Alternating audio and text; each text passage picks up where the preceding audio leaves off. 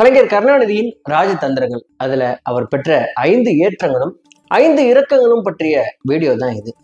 தமிழக முன்னாள் முதல்வர் கலைஞர் கருணாநிதி அப்படின்னு அவர் பேரை சொன்னாலே பேச்சு, எழுத்து, அடுக்குமொழி, ராஜதந்திரம், அதையும் மீறி அரசியல் சாணக்கியம், சாதுரியம் அப்படின்னு தான் பலருக்கும் தெரியும். ஆனா அந்த பிம்பங்களை உடைக்கும் கருணாநிதியின் 5 முக்கிய வியூக பிழைகளை இந்த காணொளியில நம்ம பார்க்க போகிறோம். பிழைகளுக்கு முன்பு அவருடைய புத்தியினால விளைந்த கிடைத்த 5 முக்கிய சாதனைகளை குறித்து நம்ம சொல்லாட்டினா இந்த வீடியோ முழுமை பெறாது. அப்படிங்கிறதுனால அதை அறிந்து கொள்வது நமக்கு அவசியம். தமிழக அரசியல்ல தனது கணக்க துவங்கிய கலைஞர் கருணாநிதி தனது அரசியல் வாழ்க்கையில பயன்படுத்திய சில உத்திகளினால திமுக அடைந்த முக்கியமான 5 வெற்றி.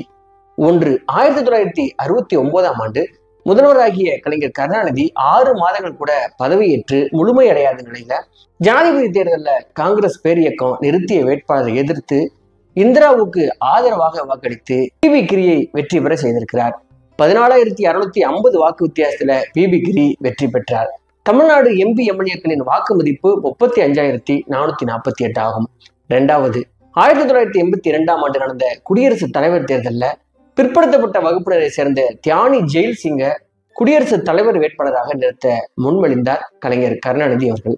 அதுவரைக்கும் உயர் சாதியினர் மட்டுமே வகித்த இந்த பதவியில முதன்முறையாக பிற்படுத்தப்பட்ட வகுப்பை சேர்ந்த குடியரசுத் தலைவரை உருவாக்கியவர் அப்படிங்கிற பெருமை கலைஞர் கருணாநிதியே சாரும்.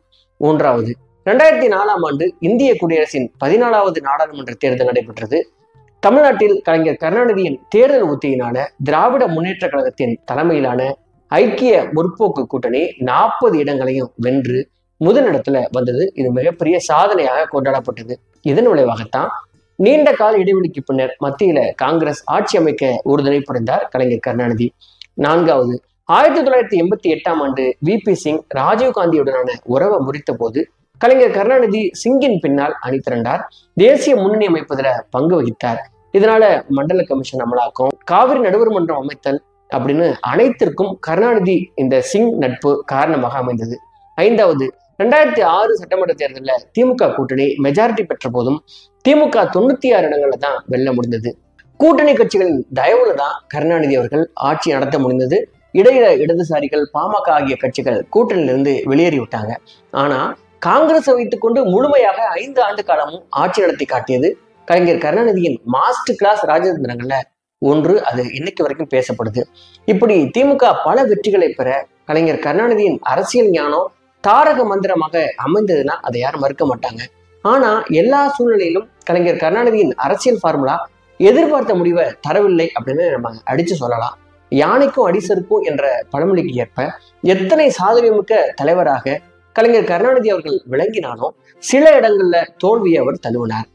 அவைகள் இன்றளவும் கலைஞர் கருணாநிதியின் வரலாற்று பிழைகள் அப்படின்னு அரசியல் நோக்கர்களால கருதப்படுகிறது.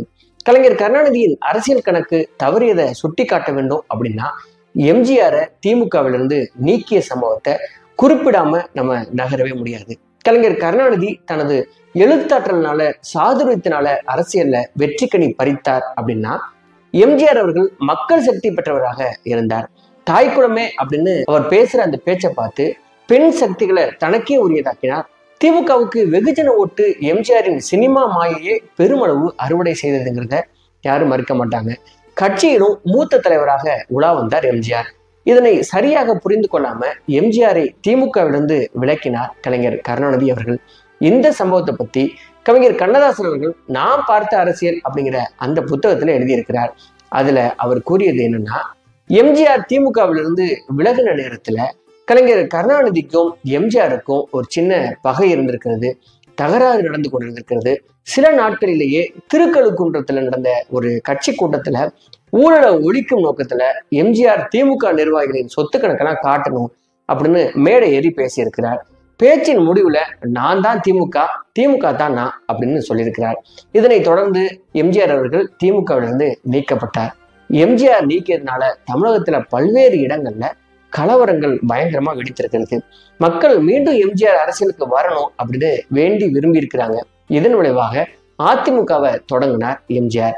அப்போதுதான் கலைஞர் கருணாநிதியின் வியூகம் தோல்வியுற்றதுன்னு சொல்லணும். ஏன்னா எம்ஜிஆரை எதிர்த்து ஒரு சட்டமன்ற தேர்தலில் கூட கலைஞர் கருணாநிதி தலைமையிலான திமுகவினால வெல்ல முடியவில்லைன்னு சொல்லணும்.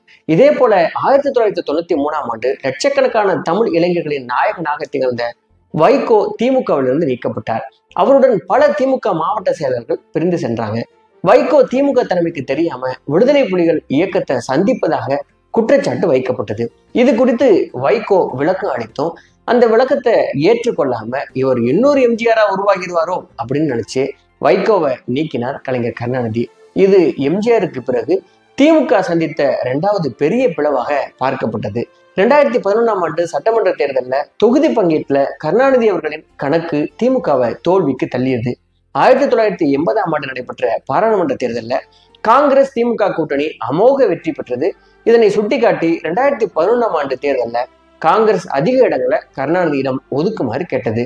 அவரும் 63 தொகுதியை தூக்கி காங்கிரஸுக்கு கொடுத்தார்.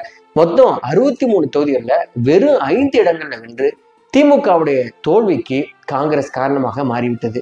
இந்த தேர்தலில் கருணாநிதி தலைமையிலான திமுக எதிர்கட்சி அப்படிங்கிற தகுதியை கூட பெற முடியவில்லை அப்படிங்கிறது சோகத்திலும் சோகம்.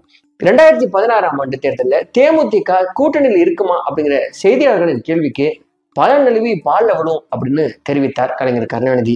ஆனா மறுநாளே தேமுதிக தலைவர் விஜயகாந்த் அவர்கள் மக்கள் நல கூட்டணியில சேர்ந்தார். இதனை குறித்து மதிமுக பொதுச் செயலாளர் வைகோ பேசும்போது விஜயகாந்த் முடிவு திமுகவுக்கு அதிர்ச்சி அளித்துள்ளது.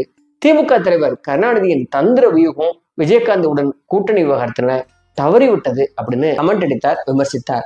1999ஆம் ஆண்டு தமிழக அரசியல்ல நினைத்து பார்க்க முடியாத சம்பவம் நடந்தது. பல திமுக தொண்டர்கள் அந்த சம்பவத்தினால அதிர்ச்சிக்கு உள்ளானாங்க. ஆம், திமுக மற்றும் பாஜக கட்சிகள் ஒன்று சேர்ந்தன. இதனால வாஜ்பாய் 1999ல மீண்டும் மத்தியில ஆட்சிக்கு வந்தார். ஆனா இந்த கூட்டணி கொள்கை ரீதியாக தமிழக மக்களை பாதித்ததுன்னு சொல்லணும். திமுக ஒரு நாத்திக கட்சி, பாஜக சாதுக்களின் அணியாகவும் பார்க்கப்பட்டது. பிராமண எதிர்ப்பு அரசியலுக்காக திமுக நின்றது. பிஜேபி பிராமண பணியா கட்சி அப்படின்னு அழைக்கப்பட்டது. இப்படி இருக்க இருவேறு துருவங்கள் இணைந்து களம் கண்டது. திமுகவின் கொள்கை நிலைப்பாடு மக்கள் மத்தியில கேள்விக்குறியாக்கப்பட்டது, பயங்கரமா விமர்சிக்கப்பட்டது. இந்த சமயத்துலதான் 2002ஆம் ஆண்டு குஜராத் கலவரம் ஏற்பட்டது. பாஜகவுடன் செய்து கொண்ட உடன்படிக்கை காரணமா கலவரத்தை குறித்து கருணாநிதி அவர்கள் எதிர்நிலைப்பாடு எடுக்கவில்லை, அதை கண்டுக்கவே இல்லை அப்படின்னு சொல்லலாம். மோடி அவர் எதிர்க்கவில்லை. இம்முறை தன்னுடைய வியூகத்தினால தேர்தலில் வென்றாலும் கொள்கை ரீதியா தோல்வியை தழுவினார் கலைஞர் கருணாநிதி அவர்கள். அதன் பின்னர் திமுக பாஜக கூட்டணி அமைக்கப்படவில்லை. கலைஞர் கருணாநிதி இது போன்று எடுத்த சில தவறான முடிவுகளால திமுக தோல்வியை தழுவியதுன்னு சொல்லணும். ஆனா அவை நிலைக்கவில்லை, நிலையானது இல்லை. தோல்விக்கு ஈடா வெற்றியை பெற ஓய்வு எடுக்காம உழைத்தார். பல தொலைநோக்கு திட்டங்களையும் தமிழகத்திற்கு தந்து கலைஞர் கருணாநிதி சாதனை படைத்தார்.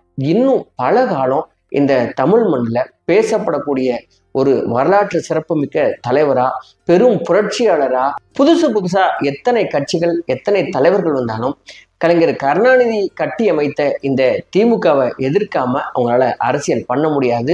இந்த திமுக எதிர்ப்பு ஒன்றையே வேற எந்த கொள்கையும் இல்லாம நிறைய கட்சிகள் வைத்து கொண்டு இன்றைக்கும் தமிழ்நாட்டில் உலா வருகிறத பார்க்க முடியும். கலைஞர் கருணாநிதி அவருடைய பெரும் உழைப்பையும் அவர் பண்ண சாதனையும் இந்த தமிழ் மண் என்றைக்கும் மறக்கவே முடியாது என்பது நிதர்சனம்.